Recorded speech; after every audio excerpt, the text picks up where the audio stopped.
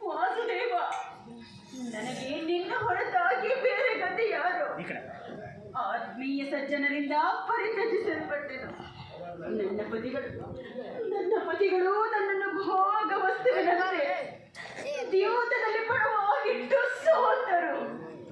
ಹಸ್ತಿನಾವತಿಯ ರಾಜಸಭೆಯಲ್ಲಿ ಸಭಿಕರೆಲ್ಲರ ಸಮಕ್ಷಮದಲ್ಲಿ ಆ ದುಶ್ಯಾಸನದಿಂದ ಅಪಮಾನಕ್ಕೊಳಪಟ್ಟೆನು. ರಾಜ್ಯ ನಗರವನ್ನೆಲ್ಲ ತ್ಯಾಗ ಮಾಡಿ ಭಿಕ್ಷುಕಿಯಂತೆ ಕಾಡಿಂದ ಕಾಡಿಗೆ ಅಲೆದದ್ದು ಆಯಿತು. ಕಟ್ಟ ಕಳ್ಳರಂತೆ ತಲೆಮರೆಸಿಕೊಂಡು ಆ ಕೀಚಕರ ಭಂಗವನ್ನು ಸಹಿಸಿದೆನು. ಇನ್ನು ನನ್ನ ಕಷ್ಟಗಳು ಕಳೆದವು. ಕೊನೆಗಿರಡು ದಿನಗಳಾದರೂ ಸುಖವಾಗಿರುವೆನೆಂದು ಭಾವಿಸಿದರೆ ಹೆಜ್ಜೆ ಹೆಜ್ಜೆಗೂ ಅಪಮಾನ, ಛೇಮೆದಾತ. ಈ ದ್ರೌಪದಿ ಅಣಿಯಲ್ಲಿ ಇನ್ನು ಏನೇನು ಬರೆದಿರುವೆ ದೇವ, ಇನ್ನು ಅದೇನೇನು ಬರೆದಿರುವೆ.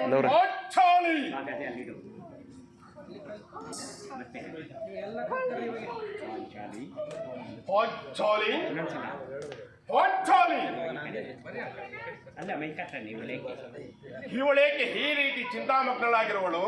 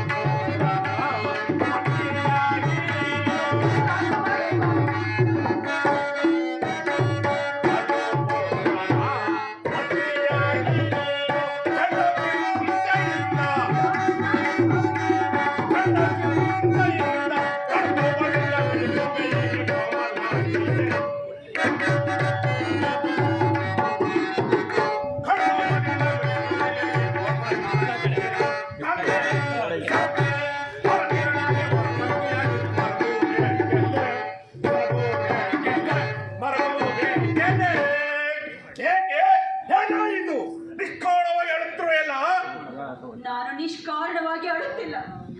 ಈ ಪಾಶ್ಚಾತ್ಯ ಅಳುವಿಗೆ ಒಂದಲ್ಲ, 10 ಕಾರಣಗಳಿರಬಹುದು. ನೀವಾದರೂ ಪುರುಷರು. ನಿಮ್ಮನ್ನು ಯಾರಾದರೂ ದೂರಿದರೆ, ಅಪಮಾನಪಡಿಸಿದರೆ ಸ್ವತಃ ನೀವೇ ಅವರಿಗೆ ಪ್ರತಿಕಾರ ಮಾಡುವಿರಿ. ಆದರೆ ಈ ಸ್ತ್ರೀಯರ ವಿಚಾರವು ಹಾಗಲ್ಲ. ಅವರು ಅನ್ನ ವಸ್ತ್ರಗಳಿಗಾಗಿ ಪರರನ್ನು ಆಶ್ರಯಿಸಬೇಕು. ಆತ್ಮಗೌರವವನ್ನು ರಕ್ಷಿಸಿಕೊಳ್ಳಲು ಅವರಿಗೆ ಅನ್ಯರ ಆಶ್ರಯ ಬೇಕೇ ಬೇಕು. ಹೇ ಪರಮೇಶ್ವರ, ಇಂತಹ ಪರಾಧೀನ ಸ್ತ್ರೀ ಜಾತಿಯನ್ನು ಏಕೆ ಸೃಷ್ಟಿಸಿದೆ ದೇವ? ಏಕೆ ಸೃಷ್ಟಿಸಿದೆ? ಹಳಬೇಡ ಪಾಂಚಾಲಿ, ಹಳಬೇಡ. ಸ್ತ್ರೀಯರ ಪರಾಧೀನತೆಯು ನಮ್ಮ ಸಮಾಜದ ನಿಯಮ. ಭಗವತ್ ಸ್ವರೂಪಿಗಳಾದ ಆರ್ಷಿಮಣಿಗಳ ಆಜ್ಞೆ. ಆಹಾ, ಕೈ ಹಿಡಿದ ಪತ್ನಿಯನ್ನು ದ್ಯೂತದಲ್ಲಿ ಪಣವಾಗಿಟ್ಟು ಸೋಲುವಂತೆ ಆ ನಿಮ್ಮ ಋಷಿಗಳೇ ಆಜ್ಞಾಪಿಸಿದರಲ್ಲವೇ? ಪತಿಗಳಂತೆ ಪತಿಗಳು ತಪಸ್ಸು ಮಾಡಿ ಪಡೆಯಬೇಕು ನಿಮ್ಮಂತಹ ಪತಿಗಳನ್ನು. ಅಣ್ಣನ ಒಂದು ದಿನದ ಅವಿವೇಕದಿಂದ ಈ ನಿಂದನೆಯು ನಮ್ಮನ್ನು ಸೋಯುವ ತನಕ ಬಿಟ್ಟಿದ್ದಲ್ಲ. ಅಣ್ಣನ ಅಪರಾಧವನ್ನು ಕ್ಷಮಿಸುವಂತೆ ನಾನು ನಿನ್ನಲ್ಲಿ ಎಷ್ಟೋ ಸಾರಿ ಬೇಡಿಕೊಳ್ಳಲಿಲ್ಲವೇ? ಆದದ್ದು ಹಾಗೆ ಹೋಯಿತು. ಅದನ್ನು ಮರೆತು ಬಿಡು. ಈ ದಿನ ದುಃಖಿಸಲು ಕಾರಣವೇನು ತಿಳಿಸಬಾರದೆ? ತಿಳಿಸುವೆನು. ಆದರೆ ಅದರಿಂದ ಆಗುವ ಪ್ರಯೋಜನವಾದರೂ ಏನು? ನೀವೆಷ್ಟೇ ಆದರೂ ನಿಮ್ಮಣ್ಣನ ಆಜ್ಞಾಧಾರಕರಲ್ಲವೇ? ಅಣ್ಣನ ಆಜ್ಞೆಯನ್ನು ಹೊರತು ಅದು ಹಿಂದಿನ ಮಾತು. ಈಗ ನಾನು ಯಾರ ಆಜ್ಞಾಧಾರಕರಲ್ಲ. ಹಾಗಾದರೆ ಕೇಳಿ. ಈ ದಿನ ನಾನು ಹಸ್ತಿನಾಂಬೆಯ ಮಂದಿರಕ್ಕೆ ದೇವಿಯ ದರ್ಶನಕ್ಕಾಗಿ ಹೋಗಿದ್ದೇನು. ಅಲ್ಲಿಗೆ ಆ ದುರಹಂಕಾರಿ ದುರ್ಯೋಧನನ ಪತ್ನಿ ಭಾನುಮತಿಯೂ ಸಹ ಬಂದಿದ್ದಳು. ಆಕೆಯು ನನ್ನನ್ನು ಕಂಡು, ದ್ರೌಪದಿ, ನಿನ್ನ ಪತಿಗಳು ವಾಸಕ್ಕಾಗಿ 5 ಗ್ರಾಮಗಳನ್ನು ಬೇಡಲು ದೂತರನ್ನು ಆ ಸ್ಥಾನಕ್ಕೆ ಕಳುಹಿಸಿದ್ದರು. ಇನ್ನೇನು ಸಂಧಿಯಾಗುವುದು. ಆಗಲಾದರೂ ಈ ನಿನ್ನ ಬಿಚ್ಚ ಕೇಶರಾಶಿಯನ್ನು ಮುಡಿಗಟ್ಟಿವೆಯಷ್ಟೇ ಎಂದು ಹೇಗೆ ಹಾಗೆ ಅಪಹಾಸ್ಯ ಮಾಡಿ ನಕ್ಕಳು ಸ್ವಾಮಿ, ಅಪಹಾಸ್ಯ ಮಾಡಿ ನಕ್ಕಳು. ಏನು ದುರ್ಯೋಧನನೇ ಪುನಃ ಸಂಧಿಗೆ ಪ್ರಯತ್ನ? ಹಾಗಾದರೆ ನನ್ನ ಸಂದೇಹ ನಿಜವಾಯಿತು. ಪಾಂಚಾಲಿ ಯಾರು ಯಾರು? ರಾಯಭಾರಕ್ಕೆ ಹೋಗಿದ್ದಾರೆ ಯಾರು? ಮತ್ತಿನ್ನಾರು ನಮ್ಮಣ್ಣರಾದ ಶ್ರೀಕೃಷ್ಣ ಪರಮಾತ್ಮರಲ್ಲವೇನು? ಗೋಪಿಕಾಂಗನೆಯ ವಿಲಾಸ ವಿಭ್ರಮೆಯಲ್ಲಿ ಭಕ್ತನಾದ ಯದುಪತಿಯು ಹೊತ್ತವನ್ನು ಮರೆಯುವುದು ಸಹಜ. ಅರ್ಜುನನ ದೋರಿಗೆಯಿಂದ ಹಿಂದಿರಿದಾಗಲೇ ಈಗಾಗಬಹುದೆಂದು ಭಾವಿಸಿದನು. ಅದರಲ್ಲಿ ಆ ಭಾನುಮತಿಗೆ ಏನೋ ಉತ್ತರವನ್ನು ಕೊಟ್ಟೆ? ಅವಳ ಪ್ರಶ್ನೆಗೆ ಸರಿಯಾದ ಉತ್ತರವನ್ನೇ ಕೊಟ್ಟಿರುವೆನು. ಏನೆಂದು? ನಿನ್ನ ಕಟ್ಟಿದ ಮುಡಿಯನ್ನು ಬಿಡಿಸುವವರೆಗೂ ನನ್ನ ಈ ಬಿಚ್ಚಿದ ಮುಡಿಯನ್ನು ಕಟ್ಟುವುದಿಲ್ಲವೇ ಭಾನುಮತಿ? ಬಾಬು ಬಾಬು ಬಚ್ಚಾಲಿ ಬಾಬು ಚಮತ್ಕಾರ ಉತ್ತರವನ್ನೇ ಕೊಟ್ಟಿರುವೆ. ನೀನು ನಮ್ಮ ಸಂಗಡ ಕದನ ಓಡುವುದರಲ್ಲಿ ನಿನ್ನ ಚತುರತೆಯನ್ನು ಮುಗಿಸೋದನ್ನು ಭಾವಿಸಿದೆನು. ಅದರಲ್ಲಿ ಬಾ, ಈ ಸಂತೋಷ ನನ್ನ ತೊಡೆಯನ್ನು ಅಲಂಕರಿಸು.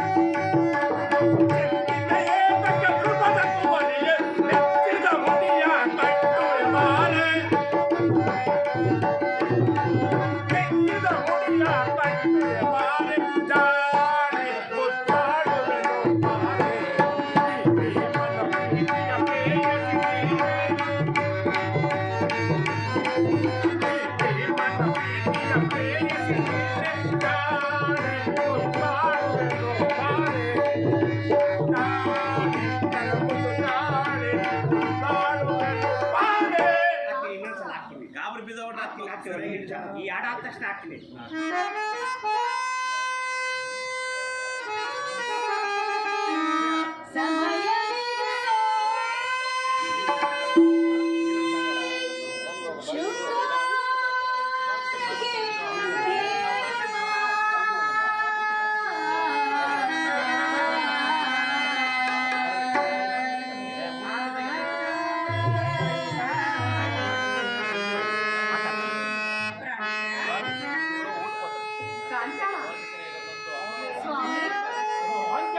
ಪಾಂಚಾಲಿ ಸಮಯವಿದೆ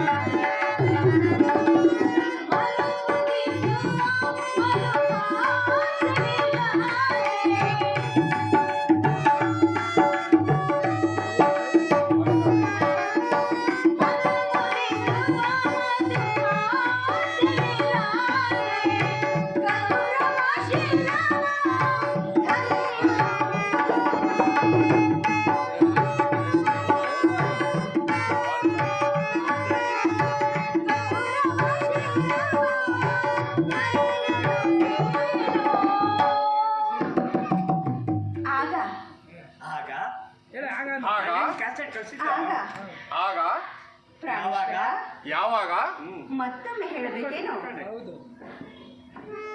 ಮತ್ತೊಮ್ಮೆ ಹೇಳಬೇಕೆ? ಹೌದು ಹಾಗಾದರೆ ಕೇಳಿ. ಕೌರವ ಶಿರವ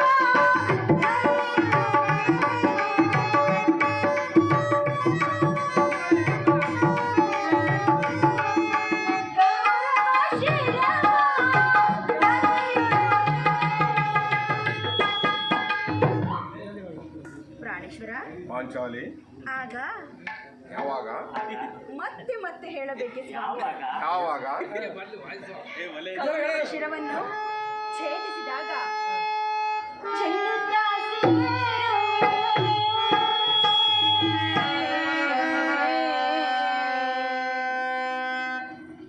ಪ್ರಾಣೇಶ್ವರ ಪಾಂಚಾಲಿ ಪಾಂಚಾಲಿ ಆಹಾ, ಸಮಾಧಾನ. ಚೆಲ್ಲುತ್ತಾ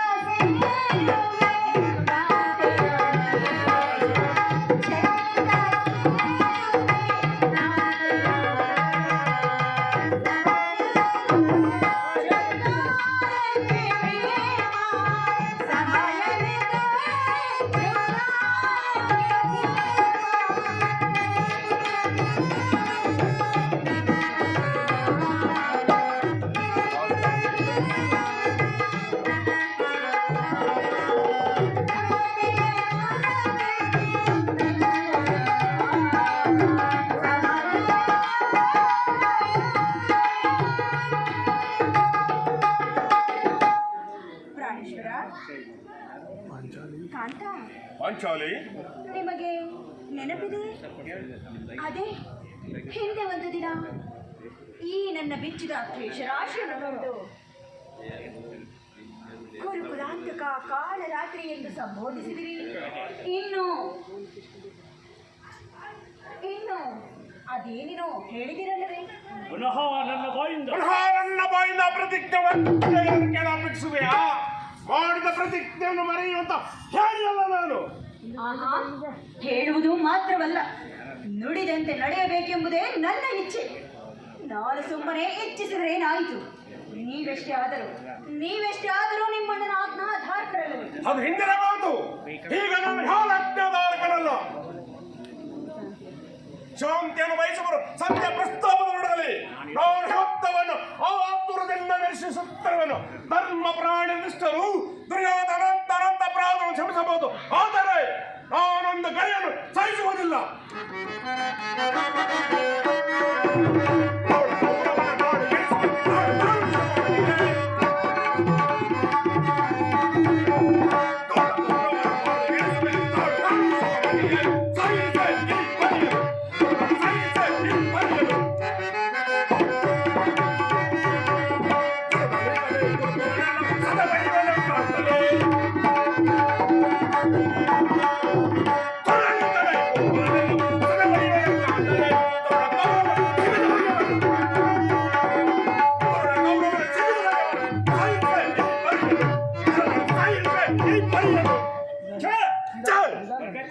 ಮರಿಬಾರ್ದು, ನಾನು ಹೇಳ್ಕೊಟ್ಟಿದ್ದಲ್ಲ. ನೋಡು ಅಣ್ಣ, ಆಗಲೇ ಭೀಮಸೇನನು ಸಂಧಿಯ ಪ್ರಸ್ತಾಪವನ್ನು ಕೇಳಿದ ಸಿಂಹದಂತೆ ವಿಜೃಂಭಿಸುತ್ತಿರುವನು. ಆತನನ್ನು ಸಮಾಧಾನ ಪಡಿಸಲು ನೀನು ಹೊರತು ಮತ್ತಾರು ಶಕ್ತರಲ್ಲ. ಪಾರ್ಥ, ಈ ಸಾರಿ ಅವನ ಕೋಪಕ್ಕೆ ದ್ರೌಪದಿಯೇ ಮೂಲ ಕಾರಣವನ್ನು ತೋರುವುದು. ಶ್ರೀಕೃಷ್ಣ ಪರಮಾತ್ಮನು ಹೇಳುತ್ತಿದ್ದನು, ಜಗತ್ತಿನ ಸುಖ ದುಃಖಗಳಿಗೆ ಸ್ತ್ರೀಯರೇ ಮೂಲ ಕಾರಣವೆಂದು. ಅರ್ಜುನ ಆ ಕೌರವರೊಡನೆ ಯುದ್ಧ ಮಾಡುವುದಕ್ಕಿಂತ ಸಹೋದರ ಭೀಮಸೇನ ಕೋಪ ಶಮನ ಮಾಡುವುದೇ ನನಗೆ ಅಸಾಧ್ಯವಾಗಿದೆ. ಸಹೋದರ ಭೀಮಸೇನ, ನನ್ನಲ್ಲಿ ಕೋಪ ಬೇಕಮ್ಮ. ಪಾಂಚಾಲಿ, ಸಮಾಚಾರವೇನು? ಅಣ್ಣನೇಕೆ ಸಿಟ್ಟಾಗಿರುವನು? ಏಕೆ? ಈ ನನ್ನ ಬಿರುಗೋದನು ನಿಮ್ಮ ಪ್ರಶ್ನೆಗೆ ಉತ್ತರ ಕೊಡುವಂತದೇನು? ಅಕ್ಕನ ಸಮಯಕ್ಕೆ ಸರಿಯಾಗಿ ಬಂದೆ. ನನಗೆ ಯಾರಲ್ಲಿ ಕೋಪವಿಲ್ಲ. ಅರ್ಜುನ ಸಮ್ಮುಖದಲ್ಲಿ ಒಂದು ಮಾತನ್ನು ಹೇಳಬೇಕೆಂದಿರುವೆನು. ಈಗಲೇ ನಿಮ್ಮಿಬ್ಬರ ಸಮ್ಮುಖದಲ್ಲಿ ಹೀಗಲೇ ಹೇಳಿಬೇನು. ಈ ಸಂಜೆ ಪ್ರಸ್ತಾಪವು ನಿಮ್ಗೆ ಉಚಿತವಾಗಿ ಕಾಣಬಹುದು. ಅರ್ಜುನ ಅನುಮೋದಿಸಬಹುದು, ನಕಲ ಸಹೋದರ ಸಂಬಂಧಬಹುದು. ಹೋದರೆ ಈ ದಾಸ್ಯವನ್ನು ಪಾಂಡವರ ಕಳಂಕವೆಂದು ಭಾವಿಸುವನು. ದರಿದ್ರ ಭಿಕ್ಷಕರಂತೆ ಕಂಡವರವರ ಬಾಯಿನ ಭಿಕ್ಷಾಟನೆ ಮಾಡಲು ಪಾಂಡವ ರಾಜ್ಯೇಂದ್ರ ನಮ್ಮನ್ನು ಪುತ್ರನಾಗಿ ಪಡೆದಿಲ್ಲ. ಈ ಅಪಮಾನ ನಮಗೆ ಅಶ್ಯವಾಗಿರಬಹುದು, ಆದರೆ ಇನ್ನೊಂದು ಗಳಿಗೆ ನಾನು ಸಹಿಸುವುದಿಲ್ಲ. ಯುದ್ಧಕ್ಕಾಗಿ ನಿಮ್ಮ ಅನುಮತಿಯನ್ನಾಗಲಿ ಅರ್ಜುನ ಸಹಾಯವನ್ನಾಗಲಿ ನಾನು ಅಪೇಕ್ಷಿಸುವುದಿಲ್ಲ. ನಾನು ಮತ್ತು ಈ ನನ್ನ ಕದೆ ಎರಡೇ ಕುರುಕುಲನ್ನು ಸಂಪೂರ್ಣವಾಗಿ ನಾಶ ಮಾಡಬಲ್ಲೆವು. ನೀವು ನಿಶ್ಚಿಂತರ ಸಂಖ್ಯೆ ಪ್ರಸ್ತಾಪನೆ ಮಾಡಿದ್ದರೆ ನನಗೆ ತೋರಿದ್ದನ್ನು ನಾನು ಮಾಡುವೆನು. ಸರಿಯಪ್ಪ ಆಯ್ತು. ಗಾಬರಿ ಬಿಡ್ಬೇಡ, ಆರಾಮ ಮಾತಾಡು. ಇಲ್ಲೂ ಸಹೋದರ, ನಿಲ್ಲ ಪ್ರಿಯ ಸಹೋದರ. ಮುಗಿಸೆ ನಿನಗೆ ಪರಿ ಧನಗುಣನಿಧಿ ಭೀಮಸೇನ